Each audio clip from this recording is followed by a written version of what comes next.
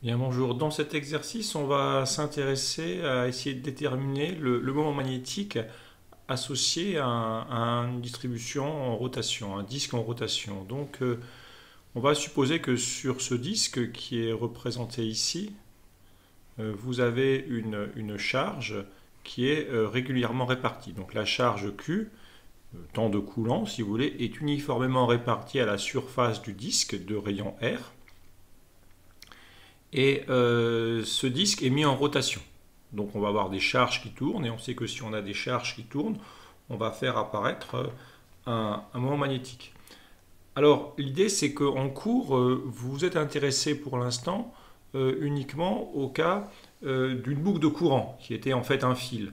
Donc en fait, ce que vous savez, c'est que si on a une boucle de courant, c'est-à-dire un fil, d'accord, une spire, qui est parcourue par un courant I, on peut définir la surface S qui est limitée par la boucle avec le vecteur surface orienté conforme, donc qui a la valeur en norme de l'aire de la surface et qui est dirigé conformément à la règle habituelle d'orientation.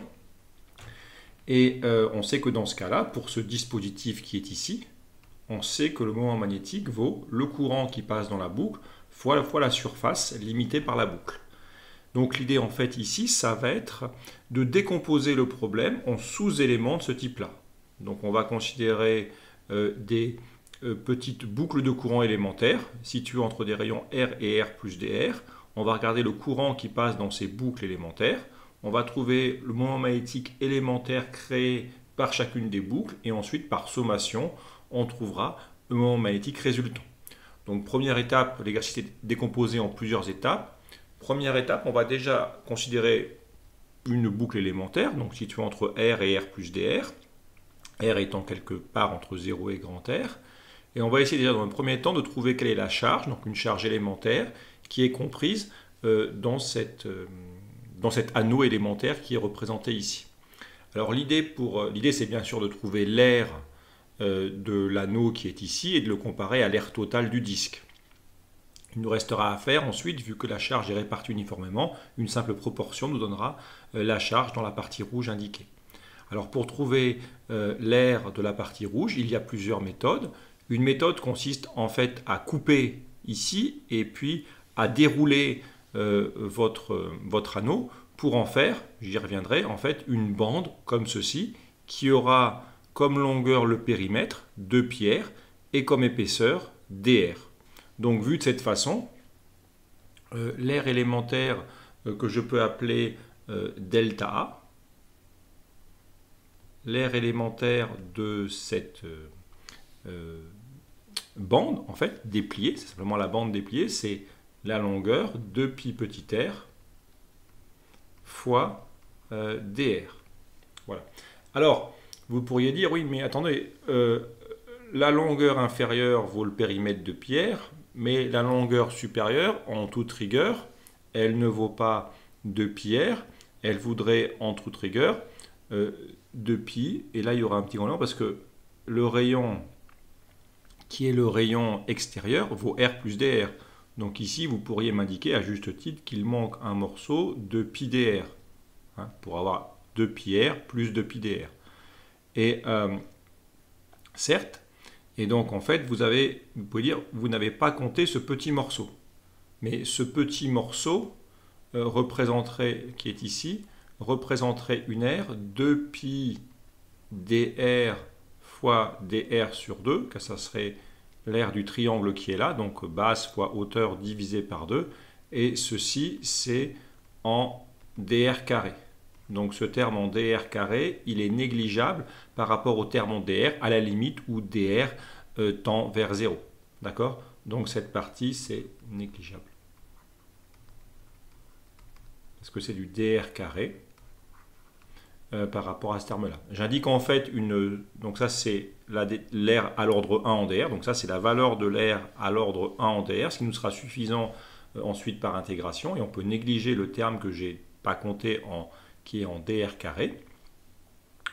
D'autre part, il y avait une autre méthode pour le faire, donc je vous indique que ce n'est pas la peine de le faire, mais je vous indique simplement qu'on pouvait aussi évaluer delta A en calculant l'aire du disque extérieur. c'est-à-dire pi r plus dr au carré, moins pi r carré, c'est-à-dire l'aire du disque intérieur. Donc ça, c'était le disque extérieur moins le disque intérieur. Et si vous faites le développement limité ici, à l'ordre 1 en dr, ou même vous pouvez faire identité remarquable, donc ça vous fera pi r carré, qui se simplifie avec pi r carré. Vous aurez le terme en 2 pi r dr, qui sera le terme croisé, qui redonne ce terme-là, et vous aurez le terme en pi dr carré, que vous négligez, car c'est l'ordre 2. Donc à l'ordre 1 en dr, on trouve également 2 pi r dr. Donc voilà les deux méthodes, donc je vais dire ça, seconde méthode, pour trouver le résultat. Voilà, donc maintenant que nous avons l'aire élémentaire à l'ordre 1 en dr, eh bien, je peux maintenant passer à la charge qui est contenue. Simplement, maintenant, il suffit de se dire, eh bien, dans la surface totale, donc la surface totale, c'est pi r carré. La charge Q est répartie uniformément.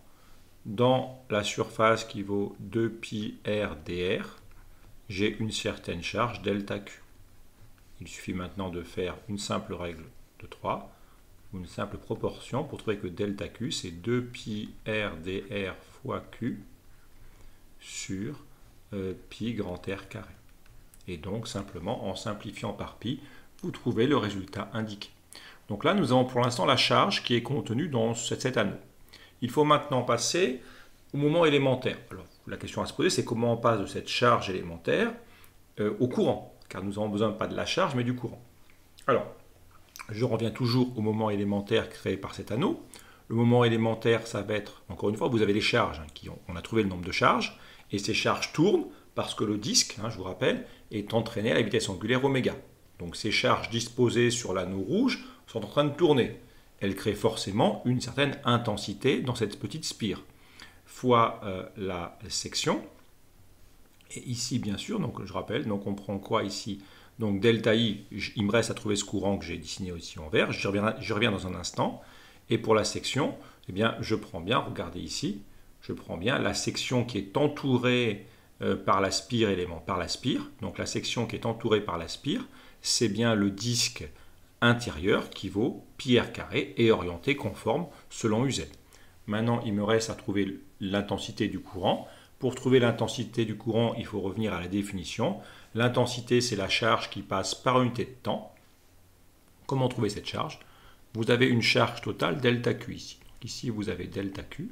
Et simplement, on peut indiquer que delta Q fait un tour en une durée grand T qui est 2pi sur oméga, la période de révolution.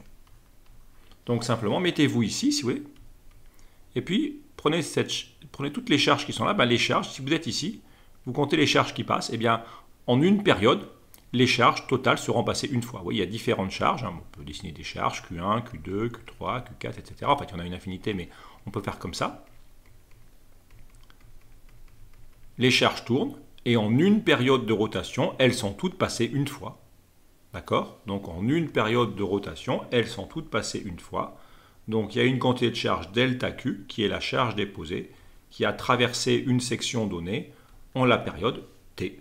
C'est bien la définition de l'intensité. L'intensité, c'est bien la charge qui traverse une section donnée en une durée donnée. Ici, la durée qu'il fallait choisir pour faire le calcul le plus simple, c'était la période de rotation. Voilà. Et en conséquence, je peux maintenant remplacer par les expressions. Donc delta Q, j'écris 2QR dr sur R carré fois T 2pi sur oméga. Je simplifie par 2 et il me reste oméga QR dr, ok, sur pi R carré, si il n'y a pas d'erreur ici. On a bien une longueur au carré, ça simplifie. Une charge fois une vitesse angulaire, c'est bien une intensité. Et maintenant, vous voyez, si je prends le résultat qui est ici, que je peux appeler 1, et le résultat ici qui est 2, et si je fais, disons, 2 dans 1, eh bien, j'injecte ce résultat ici, delta I, là. Le delta I qui est là, je l'injecte ici. Et on voit qu'on aura la simplification des pi qui va s'effectuer. Et le petit r carré avec le r donnera un r3. D'où le résultat, oméga q r3 dr sur r carré. Et je remets bien le vecteur uz. Donc là, j'ai ainsi trouvé le mouvement élémentaire. Vous voyez, l'idée forte, hein, c'était vraiment cette étape-là. Bien se souvenir que l'intensité, c'est la charge qui traverse une section donnée en une durée donnée. En une période de rotation, toutes les charges de l'anneau auront passé une fois devant une personne qui se mettra en un point donné. Voilà. Comme ça, on trouve delta I. Enfin, c'est plus très compliqué. Pour trouver le moment magnétique résultant du disque, on somme les moments élémentaires. Donc on fait une somme sur tous les anneaux comme ceci. Donc il suffit d'intégrer sur petit r, allant de 0 à grand R. On a simplement une fonction polynomiale assez simple à intégrer. Donc je vais sortir de l'intégrale tout ce qui est connu, oméga q r carré. Et donc R3 donnera du R4 sur 4. Donc je peux écrire R4 sur 4 que je prends entre 0 et grand R et je remets uz. Voilà, donc vous aurez finalement oméga q R4 sur 4R carré uz et vous simplifiez par R carré pour obtenir le résultat qui est le résultat final indiqué ici.